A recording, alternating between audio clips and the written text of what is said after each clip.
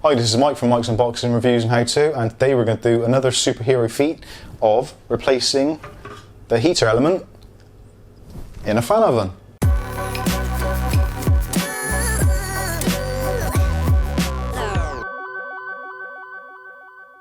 Okay, so if you've just clicked on this video to see how to replace the element in your fan oven, you're not going to be disappointed, because here's an element, there's a fan oven, there's some tools, so let's get the job done.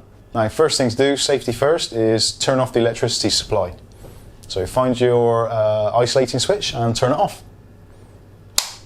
Check on the front to make sure that any LCD displays have turned off, that way you know the electric's off, or open up one of the drawers and the fan should either come on if you've got a fan oven. If it doesn't, you're good to go. Okay, so this is the inside of our oven, and the back wall and the fan and the element are currently concealed behind that back plate. So we need to remove that by removing the glass from the bulb surround and 4 cross-headed screws, one in each corner. So, magnetic screwdriver.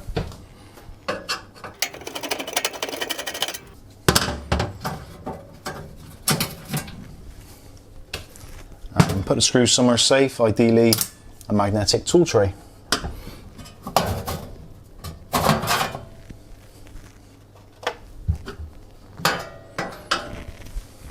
The bulb doesn't have to be removed because it's not going to get in the way of the shroud.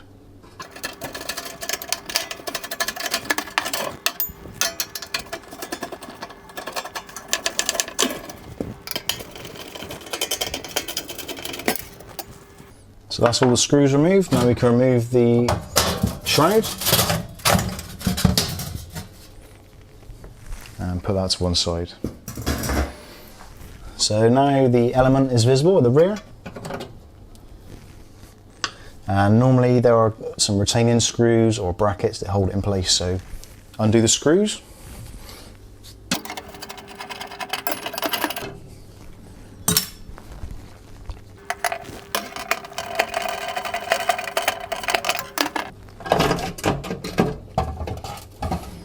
If you pull the element out, you should find on the back you'll have a series of electrical connections, maybe 2 or 3 wires.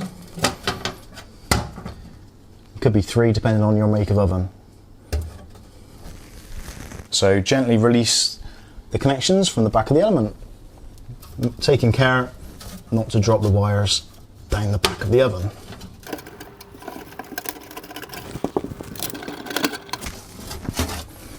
As you can see, this element has 2 pin connectors, and as you can see there, the element is quite badly distorted, which is probably why it's died. And take your new element and change over any screws or fittings which may be required. Get the screw or bolt started on the element, just so it will align with any holes that may be in the oven. Reconnect the electrical connections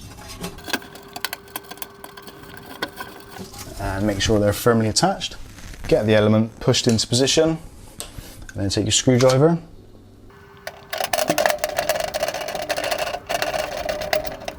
and twist until it's in position.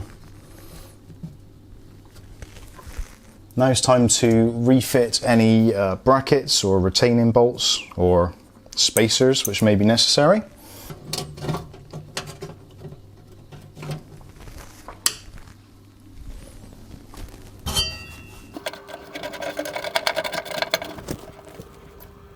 And to finish off installing that, just make sure that all the screws are tight.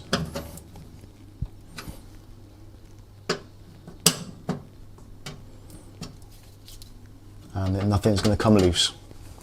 Now that the element's installed, it's worthwhile testing the mains connection and it gets to temperature by switching the unit back on, but alternately you can just reinstall things as they were and carry on.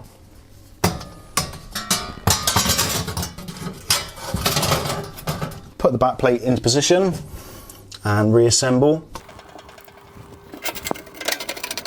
Do the screws up 3/4 of the way tight, just so you can move the back plate should you have any problems getting some of the screws in. Putting the screws in 3/4 tight gives you a little bit of wiggle room.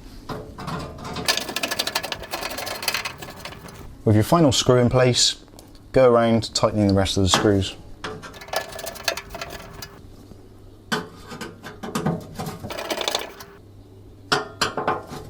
Don't over tighten because you'll strip the threads. And last of all, replace the light cover. Make sure the cover's on nice and tight, and now you can test the oven. Switch back on the mains and turn on the oven to the highest setting and make sure it comes to temperature. Make sure that the fan is spinning freely by closing the door. Listen for the fan. Open up and you can see the fan blades are spinning. You will get some smoke come off the element when you first start it back up, and that is normally to remove any protective coatings which may be on the element. Probably a good idea, leave some doors open or get some ventilation so the fumes don't get to you. After a minute or so, just open the door, put your hand in, see if there's any heat coming out. I can feel there's heat coming off of that already, and there's a slight smell of burning, so we're good.